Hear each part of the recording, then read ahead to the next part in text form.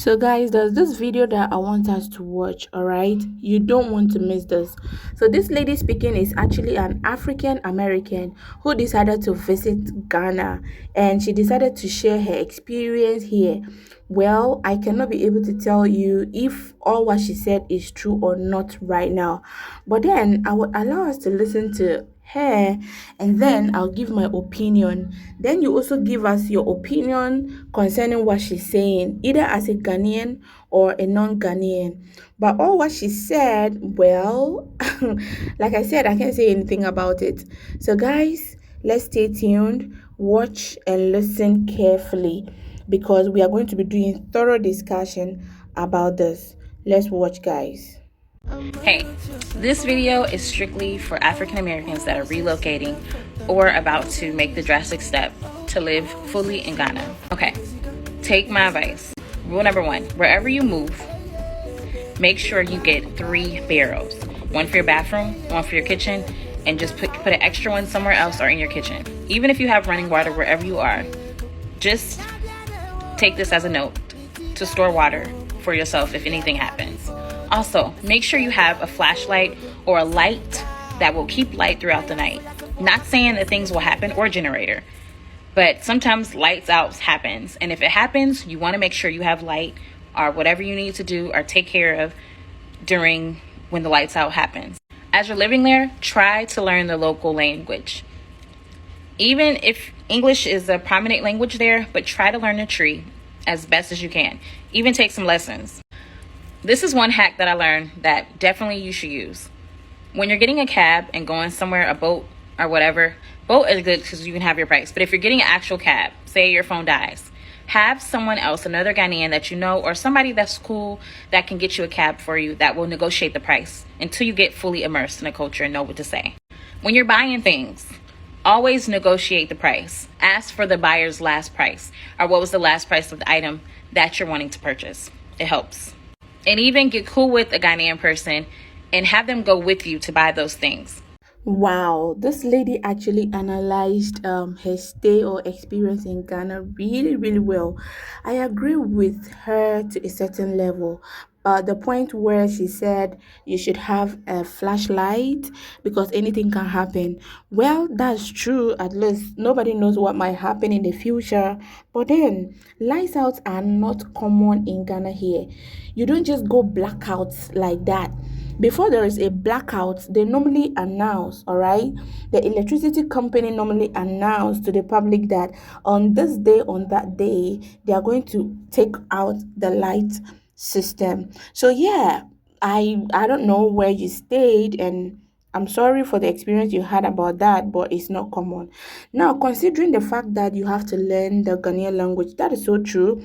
If you learn the Ghanaian language, things are going to be easier and cheaper and affordable for you, because when you go to buy something and you sound like a foreigner, your price is going to be expensive. So yeah, it is true that you normally have to get a Ghanaian who will take you around to buy anything that you want to buy, to prevent people from cheating you. That is so right and so true. And always bargain. That is a thing in Ghana. We love to bargain. If I'm buying something and you tell me it's $100, I have to bargain with you to meet up with a certain amount of money that will favor me, and it works.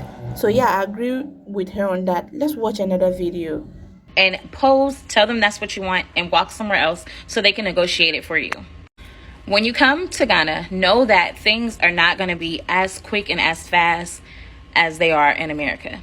Yes, Ghana is a peaceful and cool country, but also a lot of things that are done in Ghana are a little bit slower. Not meaning everything, but as what we, deal with here in America, we're used to things fast. Fast with our meal, fast with our stuff. But in Ghana, you're going to have to deal with relaxing, slowing down a little bit, Charlie. Also, too, make good friendships with a soldier. I'll tell you why at the end. If you're deciding to wash your clothes by hand and hanging them outside, and say you live in an apartment and your clothes hanging line is all the way at the bottom or on the rooftop, use a book bag to put your clothes in your book bag to carry it down or carry it up. I learned that. I used to use the basin, but I'm telling you, if you use a book bag, it's a lot easier. Think about those days either when you were in college or back in school and you wore a book bag with a bunch of books. Think about All those clothes can go right into the book bag. You can take them right there to fame. Try to greet elderly as auntie, uncle. It's just a form of respect. And when you do start to learn to treat, try your best to use me pacho, like please, when you're talking. It's just a respectful way to talk to other elderly or other Ghanaians when you're talking about different things. When you're dealing with business as a woman, with other people and men in general, if you have a fiance or a husband, I would ask him to deal with the business with another man. I'm not saying it's biased, but I'm just saying it will be just better for you to sit back and then have the person deal with it. But if you have to, try to deal with it in a calm manner. A lot of us American women, tend to go forward and deal with it like this. But in the culture in Ghana, the man is the higher structure. So when you're dealing with him on a business level, try your best to be very respectful, very just, meet positive like a woman. Don't be like so assertive and strong like how we usually are here. It just helps. Try to get you a cab driver who, if you're always taking cabs, like somebody that can be your friend, that you can also be able to pay them a certain amount of money so the cab trips won't be so expensive. Always using Bolts and Yango all the time can be really expensive. But if you get a friend and you can, top his petrol off, or, be friends with him, they'll be able to take you different places, and it won't be so expensive of how a regular cab would be or how much a Bolt or Yango would always be. Just a rule of thumb to have.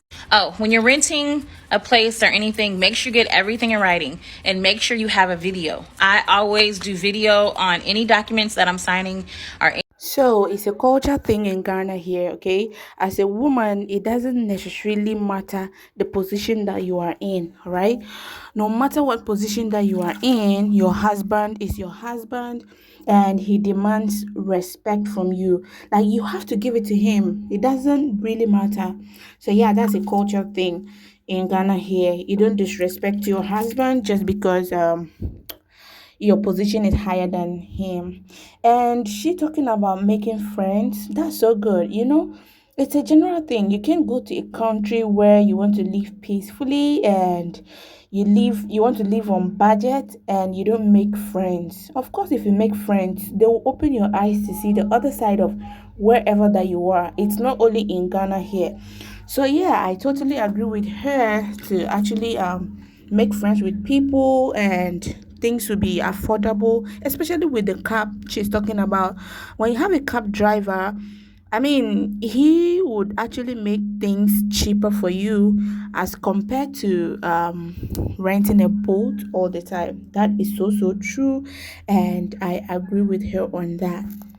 Yeah, she also mentioned something like Ghana here things are slower. Yeah, this is Africa and we don't have the technology like the Western countries. So because of that, things are a bit slower here. It's not as fast as other countries, but then it's slow, but you will get what you want at the end of the day. That's how it is. Because I know in the Western countries, you guys get things faster because of your technological knowledge, and yeah, that's that. And also talking about always keeping evidences, that is so true because you can't go to a country where you don't know and you expect people to trust you like that. You can only speak with evidence. So yeah, in all, this is my opinion about what this lady is talking about, and I hope this video actually was helpful to you. Please don't forget to give me a thumbs up, like, comment, and share this video. Please always come back to watch my videos, and I would really, really appreciate you. Thank you so much, and see you guys in my next video. Please don't miss out this channel. Thank you.